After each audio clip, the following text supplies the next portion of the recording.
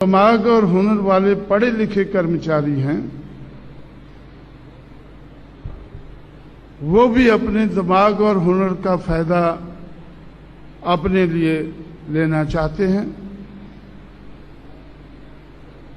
इसलिए वो चमचों के चमचे बन जाते हैं।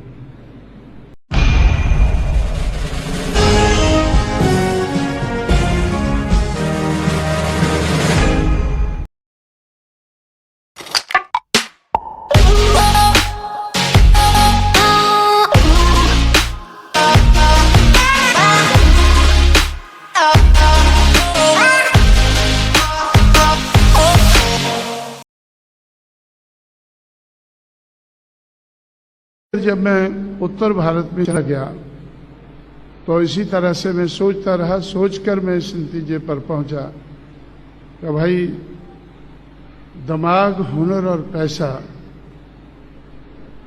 ये तीनों तो इस समाज के पास है, लेकिन जो लोग दिमाग वाले हैं, हुनर वाले हैं, वो एंटी सोशल हैं। वो एंटी सोशल हैं। दिमाग वाले, हुनर वाले लोग राजनीति में भी हैं,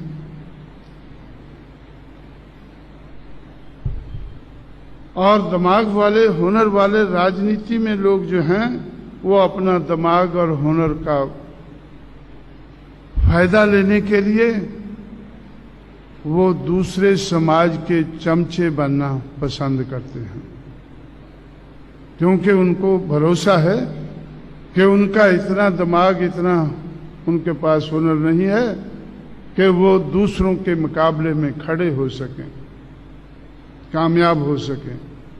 इसलिए वो चमचे बनना ज्यादा पसंद करते हैं। अब जब दिमाग और हुनर वाले राजनीतिक लोग चमचे बन जाते हैं दूसरों के, तो जो दिमाग और हुनर वाले पढ़े लिखे कर्मचारी हैं,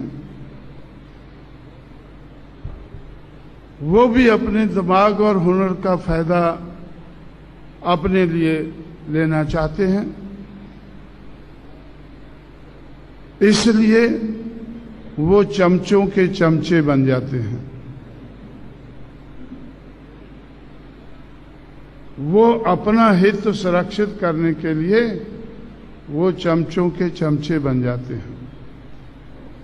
जैसे लंबे अरसे तक आप लोगों ने, बाबा साहब अम्बेडकर इनसे क्यों दुखी थे? आखिरी दिनों में वो कहते थे कि इन लोगों ने मुझे धोखा दिया है, क्योंकि वो सोचते थे कि ये समाज के लिए कुछ करेंगे। लेकिन बाबा साहब के पीछे भी ये पड़े रहते थे कि बाबा साहब हमारा प्रमोशन, हमारा ट्रांसफर,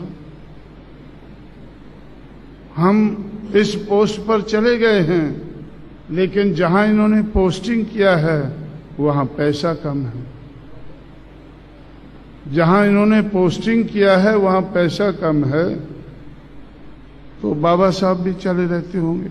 मुझे दिल्ली में अभी कुछ जानकारी हुई है पुराने लोगों से कि बाबा साहब ज्यादातर इन लोगों के लिए चले रहते, किसी न किसी मंत्री के पास, तो भाई इसका ये ट्रांसफर का देखें, थोड़ा इसका प्रमोशन का देखें।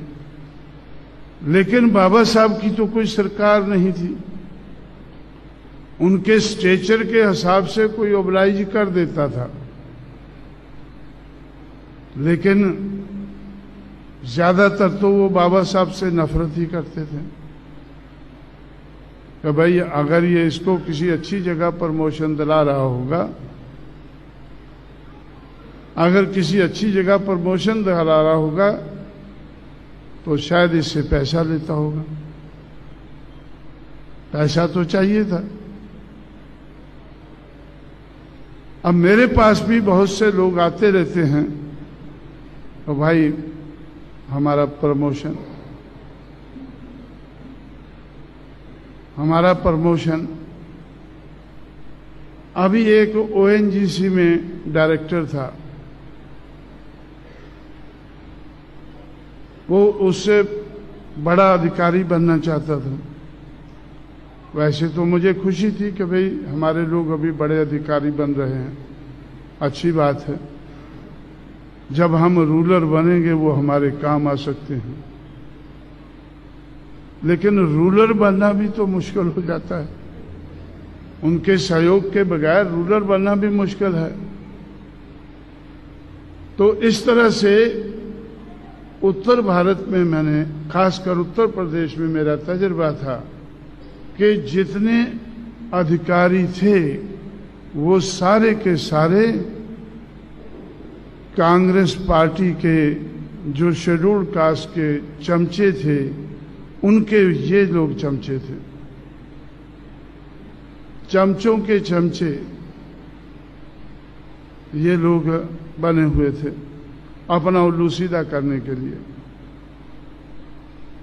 कई बार मैंने देखा कि भाई एक आदमी, एक पढ़ा लिखा कर्मचारी है, अधिकारी है, वो अभी भी चक्कर मार रहा है उल्लू सीधा करने के लिए। तो मैंने उससे पूछा, यार तू काफी देर से ये उल्लू को लेकर घूम रहा है, अभी तक सीधा नहीं हुआ? नहीं साहब, अभी तक सीधा नहीं हुआ। जब तक उल्लू सीधा नहीं होगा तब तक वो यानी चमचों के पास चक्कर मारता रहेगा। जो लोग राजनीतिक नेताओं को सहारा बनना चाहिए था, वो उनके लिए बोझ बन गए। पढ़े लिखे कर्मचारी और अधिकारी, खासकर उत्तर प्रदेश में मेरा तजुर्बा था कि भाई जो अधिकारी है, आईएएस ऑफिसर है, आईपीएस ऑफिसर है, ये उसका धंधा है कि हमारा विरोध करे। हमने बहुजन समाज पार्टी तो बना ली, लेकिन ये पार्टी कामयाब ना हो,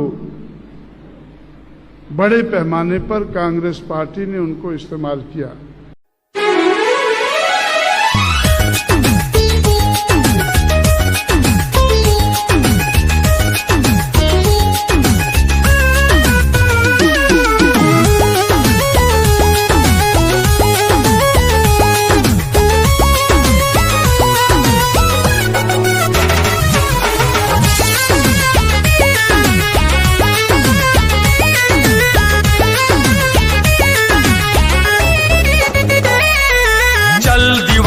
चलता चल, चलता चल तू चलता चल,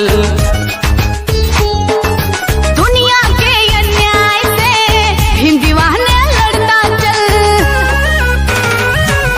चल दीवाने चलता चल, चलता चल तू चलता चल, दुनिया के अन्याय से हिंद दीवाने लड़ता चल। नागवंश का नायक है तू, द्रविड़ों का सरदार है, मौर्य वंश का है जुनून तू, भारत का रखवार है, तेरी भुजा में बसा हुआ है, तेरी भुजा में बसा हुआ है चंद्रगुप्त का बाहुबल। चल दीवाने चलता चल, चलता चल तू चलता चल, चल दीवाने चलता चल, चलता चल तू चलता चल, दुनिया के अन्याय से भीम दीवाने लड़ता चल।